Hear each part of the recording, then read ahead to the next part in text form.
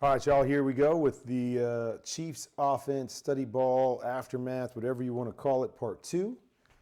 Okay, so let's keep talking about what was going on here and some of the play design and other things that were going on in this game. All right, let's take a look at this one. Okay, so what do we got? We got a go route over here, and we've got a one-on-one choice route with Travis Kelce against Levante David. Something that they won the first time.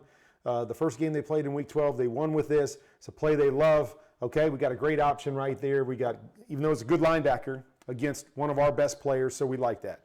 Okay, on the other side, let's take a look at one of the things that Tampa did in this game. Okay, so they played, it was kind of like a quarters type shell. But what they would do on this side is they would take Bunting here, and he would play in the slot, and he would play outside leverage and fall back here. So it almost became him being the quarters defender there as long as this guy was pushing vertical. And then this corner on the outside was able to kind of jump and play more of the flat situation in quarters. In normal situation, this defender would play the flat and this guy would play deep, but they played this soft to the outside here to try to prevent some of these things down the field. Okay, so with that play, we motion to the outside.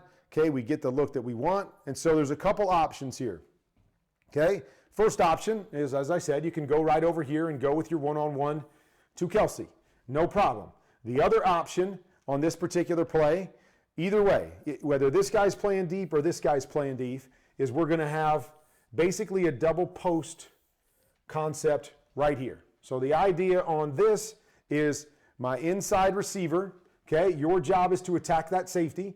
If I'm Patrick Mahomes and this safety turns his hips, boom, I've got to drive this throw right here to my post. If I get him to jump enough, I could throw this up and over on the post, but I'm looking to get this safety pulled here, and now I get one-on-one on the post with leverage outside, okay? So because this guy's staying high, this is where the throw would happen, okay? You got your safety to turn inside, so eyes on that safety. If you're reading this side, okay, looks like at least he peeks over here. I'm not sure. He starts over here to this side, and then he comes back to this side. So not really sure what his initial read was, but if he's reading to this side, gets this guy to turn, drive the throw right there on the post, that's your option. Recover to this guy that's coming here. If you're reading the other side, right, it's simply just one-on-one right here. Got to lay that ball out in front. That's really your only option if you're reading to that side, and you've got a chance to complete that. Okay? Here, okay, we get pressure around the edge. We get pressure around the edge. No problem. Step up. Slide up into this pocket. There's a nice pocket right here to slide up and settle. Okay? But Patrick, right, he takes a deep drop. He's kind of holding back, but just slide up. Slide up right there into the pocket right here, and you can settle and make a throw if you want, okay? Or you can take off and run. You got an option to run here, okay? He sees the flag here, knows he's got a free play, right? So smart. When he's looking over here, sees that flag come in, so he's rolling over here, and so he's just going to take the shot down the field late, okay? And just hoping he gets one because he's got a penalty. But the problem is timing of both, right? If he's going to throw this right here, he should be set, and you'll watch him kind of bounce. He's not set to throw that one. On the other side, if he's going to go this side, this safety turns on this next step. He's got to be set and ready to drive that right now. He's bouncing. He's not set. His feet aren't set. So now he's moving, doesn't have an opportunity to be able to hit that throw in that particular situation with the right timing. Throws him off, but he's able to throw it up, try to get a big play because he saw the penalty that was there. All right, next play here, okay? So, looking at safeties. Always looking at safeties here, okay? We want to know what the safeties are doing, okay? On the snap, we get a deep safety right here, okay? We've got a flat and a slant coming on this side, okay? So this is a cover 2 look. Cover 2 look says this corner is going to sit here and wait for the flat. This backer is going to sit here and wait for the slant, okay? So there's nothing that tells me to go to this side if I'm Patrick Mahomes.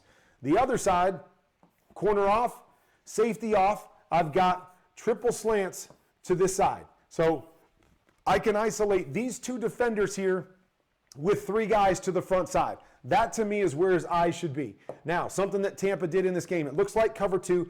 They actually run 2-man back here. So this backer runs to the back, and we're trying to jam here, which they did a great job of. I can jam because I know I've got help over the top. I'm going to get physical with Tyreek Hill, was their plan the whole game. Get physical with him, throw him off his routes, don't let him get into the secondary, but if he does, I've got help backside. So they go 2-man to that side, okay, and you see it, right? He gets jammed 2 yards into the end zone, but right here, here's the throws right there. That's where he should be reading based on a cover 2 look, especially not knowing it was 2-man because they hadn't really done this yet. But Patrick Mahomes bails himself out by rolling and then throwing it back inside, and they get a play here, even though, to me, eyes are in the wrong spot, reading the wrong thing based on the safety, should be over there with an easy completion in this situation. But as he does, those 2 guys make a play. Tyreek Hill makes a play, and we're good to go there just because we've got some good players that are better than you. But to me, eyes were in the wrong spot there by Patrick Mahomes. Okay?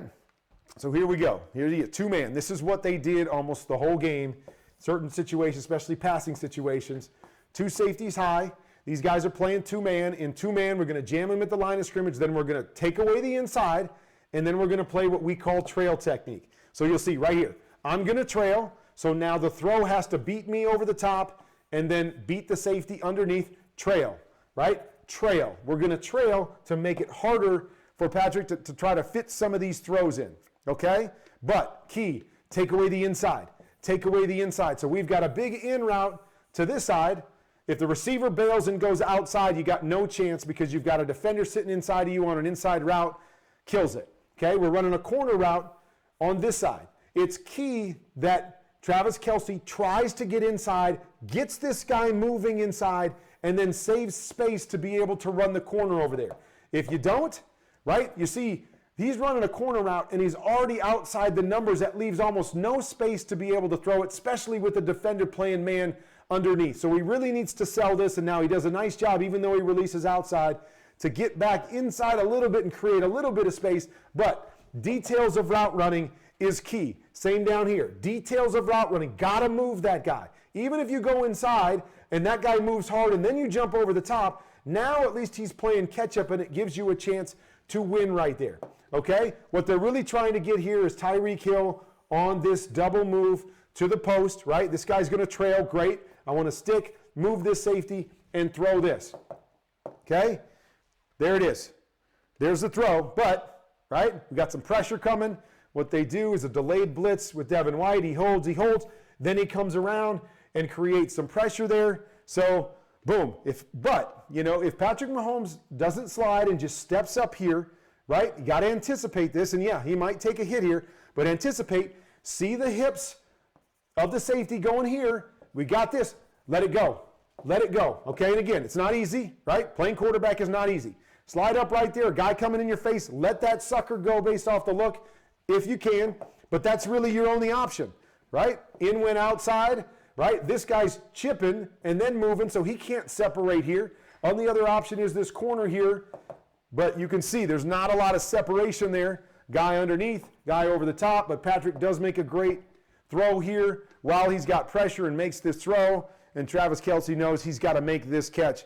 But you see how difficult things are, and the little details of how you run routes become vital in having success from a day-to-day, play-to-play basis. And again, Patrick in the pocket, I know he's got a great feel, but sometimes you got to settle and help your guys out, right?